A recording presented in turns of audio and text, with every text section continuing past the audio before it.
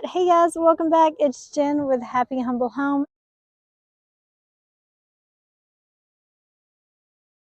Sorry, it's been a minute between holidays, getting them back, and honestly, y'all, I just haven't been recording lately just because we've been focused on doing other stuff. Nothing that was really worth recording much. But we are back in full swing.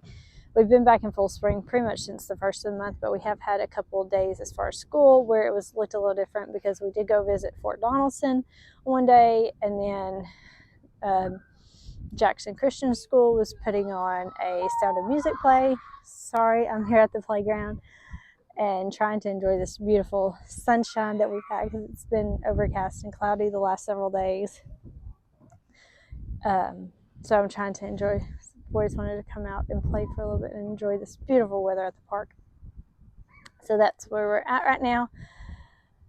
On the school front, not a lot's changed. We've kind of been keeping our same routine, and it seems to be going really well. We're kind of, that second semester, we're kind of on the home stretch now until we are done for this summer. So far, all is going well.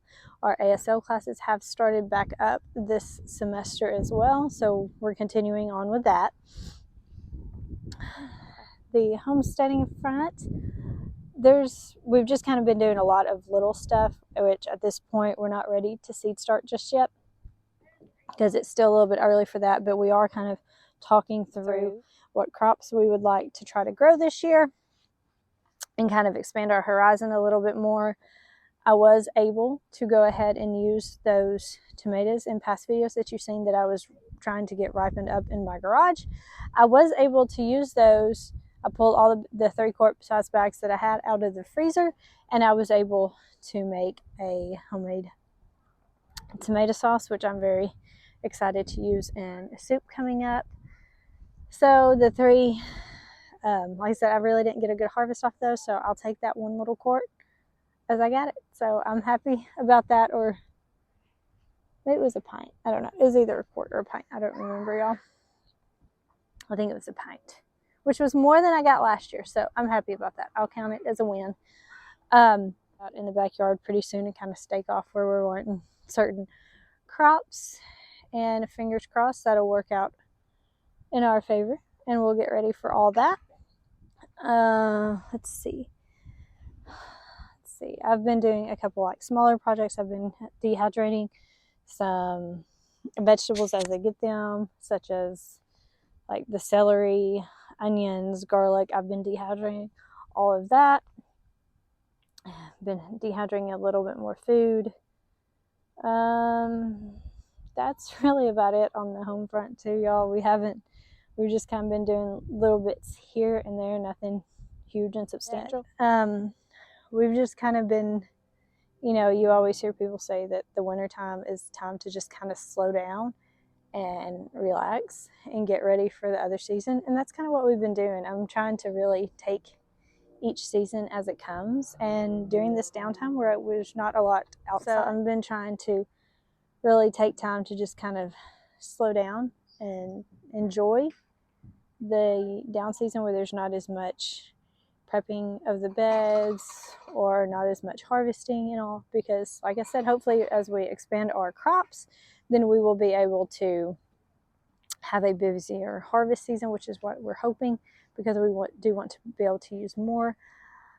All right, guys, so as you can see here, all of my herbs in my front bed have pretty much died off, which you can see I still have a little bit of green yarrow that's really flourishing. So I have a little bit of that still. My calendula's definitely died off. Catnip, there's still a little bit of green catnip, not much. My lavender's grown really big, but still a little bit of green thyme, no basil at all, and no Cuban oregano. Peppermint, little bit of lemon balm you can see growing, and then the sage is all gone. Of course, those didn't take, so those I'll be planting. And you can see here how we have this mole. I don't know, it's hard to see on the screen, but this little mole keeps coming through my beds.